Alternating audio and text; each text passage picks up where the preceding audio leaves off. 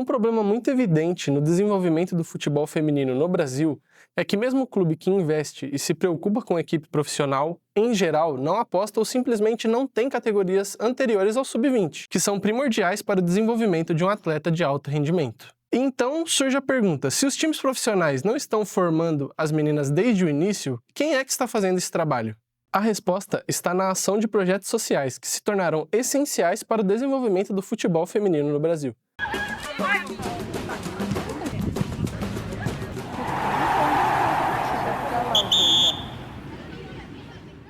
O projeto ACAF ele foi criado com a ideia da gente ter um espaço que a gente oferecesse um espaço para que mulheres e meninas pudessem jogar futebol. Por quê?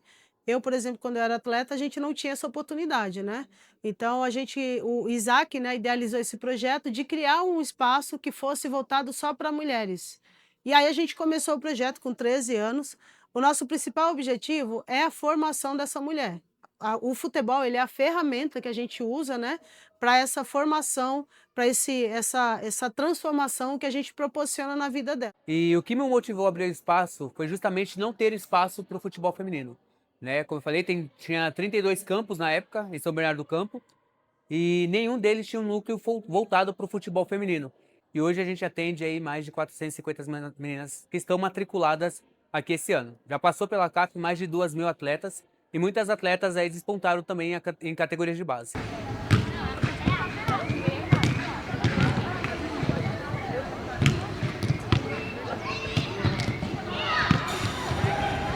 Então a CAF hoje eu falo que foi uma referência, um trabalho para poder dar continuidade aos trabalhos do clubes, né? Então, por exemplo, a gente tem muitas meninas em outros clubes que hoje estão nas categorias de base, que também já passaram profissional, e meninas que hoje também já estão em seleções brasileiras, passaram por seleções brasileiras, que começaram conosco aqui. Então eu vejo que a CAF tem um papel fundamental no abastecimento das categorias de base. Então hoje a gente prepara as meninas para que elas possam chegar nas categorias e também nos times profissionais. Hoje a Unas tem conveniadas 11 CCA, Centro de Crianças e Adolescentes.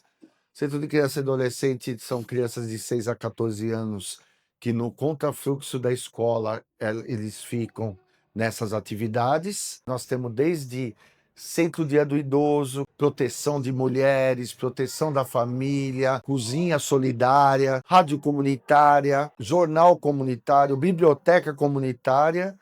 E entre todos esses projetos, nós temos projetos esportivos, que é onde eu entro, que eu sou coordenador de projetos esportivos da Unas. Então nós temos projetos a nível federal com leis de incentivo ao esporte. Nós temos projeto a nível estadual com CONDECA, que é da criança e adolescente, e de CMDCA. E hoje, acontecendo, nós temos iniciação esportiva, voleibol, jiu-jitsu, ginástica rítmica, que está para acontecer, e as nossas escolinhas de futebol e futsal.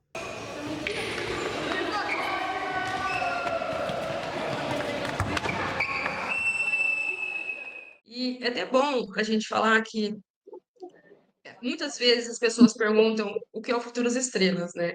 E é bom a gente sempre falar que a gente não é só uma equipe que fica competindo, porque a gente já competiu bastante aqui dentro da cidade.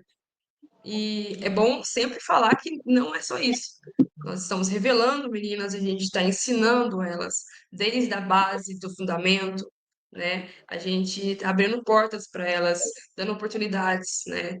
Trazendo pessoas importantes do futebol feminino para conhecer, né? Conhecer o projeto, conhecer as atletas. Esses projetos sociais vão muito além de apostar no futebol feminino como modalidade esportiva, com foco no futuro profissional. Eles visam o desenvolvimento pessoal e social e demonstram que o esporte é uma poderosa ferramenta de transformação capaz de abrir caminhos, fortalecer identidades e promover a igualdade. Escutando as próprias meninas e os responsáveis por elas, isso fica ainda mais evidente. Isso é dado de Unicef, tá?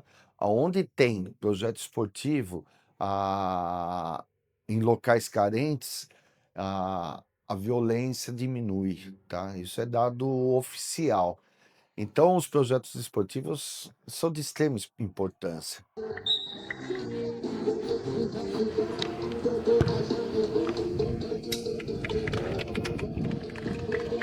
Eu entrei na CAF em 2022 e em 2018 eu comecei a jogar futebol lá perto da minha casa, só que só tinha meninos lá. Eu era a única menina. Mas é bastante diferente, porque quando eu treinava com um menino, eu mal tinha espaço para jogar.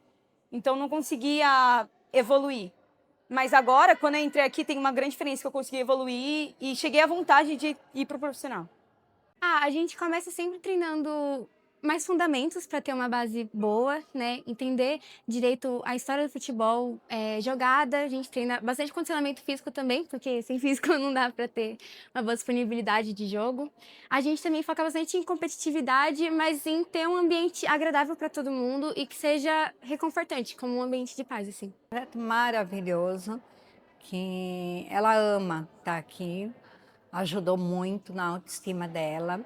Ela era, assim, uma criança muito tímida, tinha dificuldade de se relacionar, e ela chegou aqui, porque aqui é uma família. Na verdade, aqui é uma família, né? Tanto as atletas como os pais, a gente acabou se tornando uma família. E para ela isso foi tudo de maravilhoso, que a gente tinha, assim, um certo tipo de probleminha com ela de relacionamento. E aqui ela encontrou tudo isso. E ela ama o futebol. Então, isso aqui foi tudo de maravilhoso na nossa vida, né? Aqui tem a psicóloga, né? Que faz as sessões com as meninas, né? Então, eles dão um suporte muito maravilhoso. Isso ajuda muito. Tem muitas meninas aqui que tinham esse problema de relacionamento e agora melhoraram muito.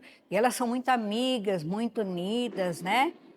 Então, é tudo de bom.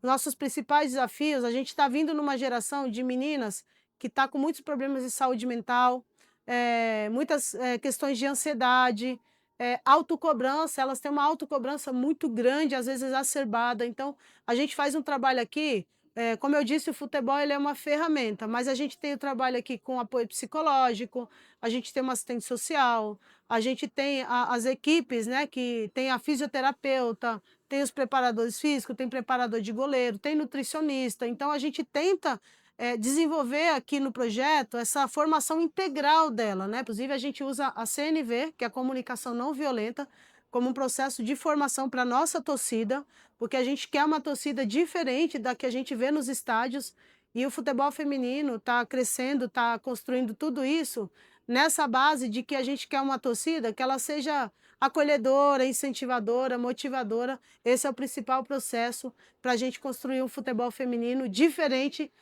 desse futebol que a gente está acostumado a vivenciar na nossa vida.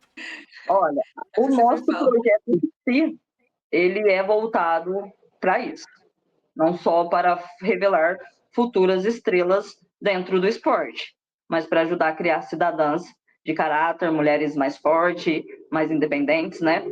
Um grande desafio vivido pela maioria dos projetos sociais no nosso país, inclusive nos que dão suporte para a base do futebol feminino atualmente, é a falta de recursos e espaços próprios. Infelizmente, é aquela coisa, a gente ainda não tem um patrocinador mensal, aquele que vai estar sempre ali pra gente, né? A gente tem que fazer o nosso score. Eu sou designer gráfico, né? Eu trabalho e metade do meu salário vai para o projeto, né? A gente vai comprando os materiais e fazendo as viagens com as meninas, compra os lanches, né? Desafios num projeto social, a gente tem muitos, né? Hoje a gente tem a Ideal, que é a organização social, que é responsável pelo projeto, então nós somos uma OSC, e o nosso maior desafio hoje é a falta de recurso financeiro. Então, a gente hoje não tem diretamente um patrocínio, ou a gente tem inclusive um projeto de lei de incentivo que está aprovado, que foi aprovado ano passado, mas a gente ainda não conseguiu fazer a captação desse recurso, né? Então, como que o projeto se mantém hoje? Como ele se sustenta? Através de doação dos pais. A gente tem algumas empresas parceiras que nos ajudam com doações de materiais, de troféus, enfim, de uma série de coisas que a gente tem. Então, hoje, toda a família está inclusa no projeto. Tanto a menina dentro de quadra e os pais ajudando da parte de fora, né? Então, eles viram a necessidade, entenderam a grandeza do projeto e aí eles apoiam da forma que eles acham que o projeto precisa ou mereça. Mas eu imagino que, como tudo, existem as dificuldades e num setor público talvez ainda maiores. mas têm sido desenvolvidos trabalhos, existem esse incentivo, mas retorno ao que eu mencionei antes. A gente precisa incentivar para que aconteça, mas a gente também precisa fiscalizar para que aconteça. E dentro dessas políticas públicas, estabelecer metas que sejam cumpridas e que sejam fáceis de se cumprir. Porque não adianta estabelecer uma meta que ninguém vai conseguir cumprir, que a gente nunca vai chegar no objetivo final de uma política pública desenvolvida para a modalidade. Então, a gente precisa caminhar para desenvolver metas atingíveis e conforme vão sendo atingidas, a gente vai desenvolvendo novas. Que os clubes começar a encarar o futebol feminino como realidade e não como uma obrigatoriedade, né? Porque muitos clubes hoje têm o feminino porque tem a obrigação de ter, mas infelizmente isso ainda não colou, né? A gente vê aí o próprio Ceará, que desfez do time feminino, a Portuguesa também, a gente teve agora o caso recente do Atlético Paranaense. Então são casos que, beleza, enquanto a multa de não ter o futebol feminino for menor do que a valorização do esporte, os clubes vão fazer de qualquer forma. Ao incentivar meninas e mulheres a ocuparem espaços tradicionalmente masculinos, o futebol feminino, por meio desses projetos, se consolida como um movimento de resistência. Mais do que formar atletas, iniciativas como essas formam cidadãs conscientes, que acreditam em seus sonhos e no poder coletivo de comunidade. O impacto é visível dentro e fora dos campos, na autoestima, na educação e nas oportunidades que surgem a partir do trabalho em equipe e da paixão pelo jogo. Assim, o futebol feminino reafirma seu papel como um instrumento de inclusão e mudança. No próximo episódio, mostraremos que mesmo em meio de dificuldade, preconceito, desigualdade e falta de investimento, existem pessoas capazes e interessadas em transformar o futebol feminino em uma realidade ainda maior. Bom senso, o que falta é olhar para o óbvio, basicamente, porque a gente vê uma diferença muito grande na própria seleção brasileira, quando a gente vê as jogadoras que têm uma formação de base e as que não tiveram essa oportunidade. Então, aos poucos, a gente tem que entender que a modalidade vai evoluindo, mas para isso a gente precisa dar espaço ao futebol feminino.